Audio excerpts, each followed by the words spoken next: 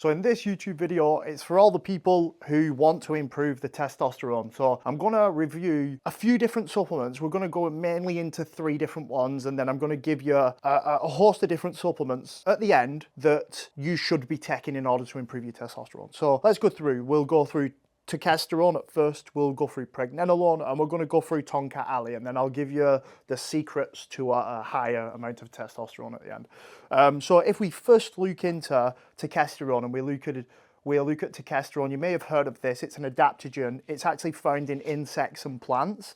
And how Turkesterone will help to increase testosterone. As I said, it's an adaptogen. So what that basically means is that it'll help modulate cortisol. It'll help with adrenal function. So the adrenals kick out cortisol, yeah? So it'll help blunt cortisol and it'll help manage cortisol. And if we look at our sex steroid hormone production and we look at cholesterol is the backbone of all our sex steroid hormones. It's needed to synthesize into our sex steroid hormones. The first sex steroid hormone that's called the mother hormone, that's the creator of all sex steroid hormones, is called Pregnenolone. I mentioned that as a supplement, so bear this one in mind. So what Pregnenolone will do is it'll get converted to either towards cortisol or towards testosterone at a basic level. So if we have higher amounts of stress and people who are highly stressed, Pregnenolone is therefore going to go more towards what? Cortisol, because that's the stress hormone going to have an effect on the adrenal glands, kick out more cortisol. So what Turkesterone will do is it'll actually help blunt that. So Pregnenolone will get converted more towards testosterone and therefore potentially increase our testosterone naturally. Obviously, let's just go into this. The only way you'll increase your testosterone if you're in a calorie deficit is if you're massively overweight. If you're at a reasonable body fat level, we need to be in a calorie surplus or at calorie maintenance. So just bear that in mind. You can't just take these supplements and then think that it's going to increase your testosterone necessarily. But if you're a highly stressed individual, then I would lean more towards going towards Turkesterone. What also Turkesterone will do is there's studies to suggest that it'll help stimulate muscle protein synthesis, and we need muscle protein synthesis to have this anabolic effect on the body. So obviously we need to eat protein, and we need to have like a minimum serving of 20 grams of protein to stimulate muscle protein synthesis throughout the day. And we need to do this multiple times. But how we can help enhance that, maybe at a 1 percentile increase, is Turkesterone. So I would say, who's Turkesterone for? Turkesterone is for the busy, highly stressed individual who can't sleep, who has high amounts of cortisol, who's highly stressed throughout the day. That's who Turkesterone's for, and has low testosterone, let's just say. So that's Turkesterone. Then we'll go into Pregnenolone or DHEA. So either one. So Pregnenolone we've just spoke about. What's Pregnenolone? Mother hormone. Where does it get converted? Either one or two ways, towards cortisol or towards DHEA, and then androstenedione, and then testosterone, and potentially aromatized into estrogen. So that's the chain reaction that happens.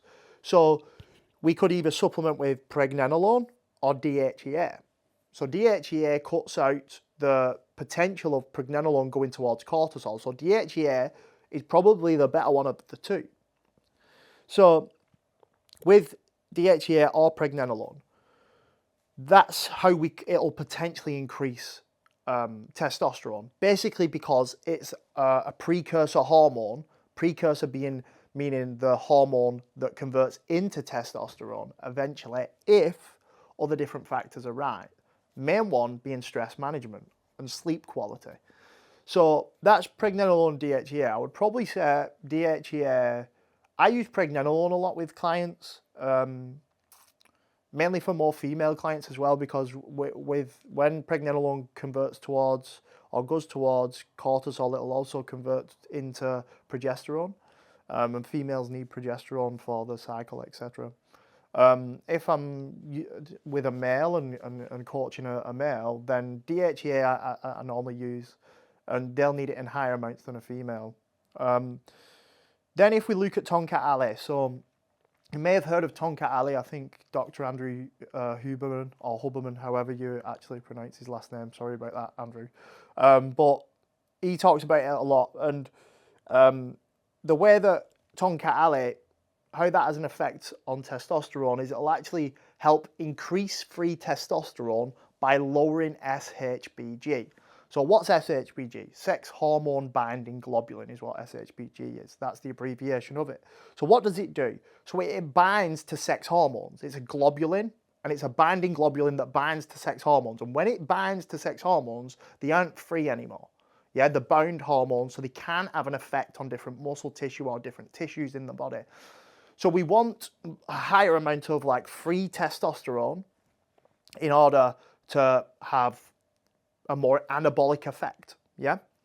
So if we lower SHBG, if SHBG is high, let me just point that out, bloods are needed to see that, and we have low amounts of free testosterone and serum testosterone, then we could potentially use Tongkat Ali in order to lower SHBG, heighten serum testosterone and free testosterone, so we have a more anabolic environment or anabolic body to grow muscle tissue more effectively. And what also Tongkat Ali has an effect on is it'll actually help lower cortisol levels as well. There's a herb in, a property in the herb of Tongkat Ali that actually helps lower cortisol as well, like Turkesterone. Turkesterone is a stronger adaptogen than Tongkat Ali. So if I was a male who had higher SHBG and lower testosterone, I would go more towards Tongkat Ali than Turkesterone. If I was a male that was more highly stressed individual and had a busy lifestyle, or even female, sorry, then I would go more towards Turkesterone.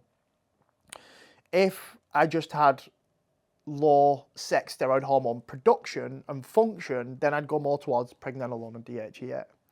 So them are the three main ones I wanted to go through today. The last one is a mixture of different vitamins and minerals that you should be taking on a daily basis in order to naturally increase your testosterone.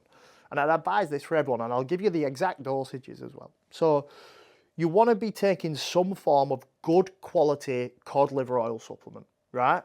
My recommendation is Carlson Labs from iHerb. I have no affiliation with them either, by the way. That's the one I use. The reason is cod liver oil from Carlson Labs, it has EPA and DHA in, which are omega-3 fatty acids that will help lower inflammation. The lower amount of inflammation, the more chance we've got of increasing free testosterone. They'll also have vitamins A and E in, which are antioxidants. The higher our antioxidant profile, the less free radicals, the less inflammation, the higher amount of testosterone that we have. And it also has vitamin D in. Vitamin D is a vital, vital vitamin that is needed to actually create testosterone in the body. Then we look at a good quality B vitamin supplement. So again, I get a lot of my supplements off either Strom Sports or iHerb.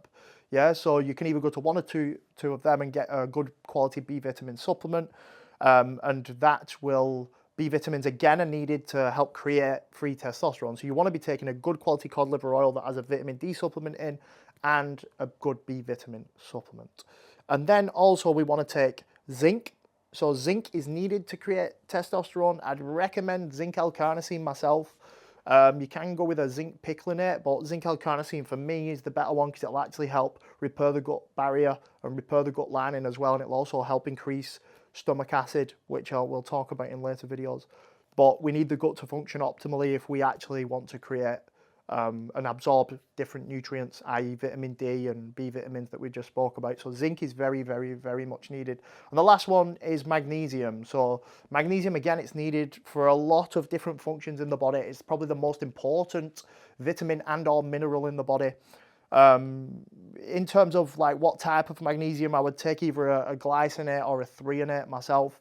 And the dosage of each one that we want to take. So with the Carlson Labs cod liver oil supplement, you'll want it, it's a liquid form. I would get a liquid form because it's more bioavailable, so basically it'll be absorbed more efficiently through the stomach. Then I would have 1 to 2 tablespoons, depending on how big you are.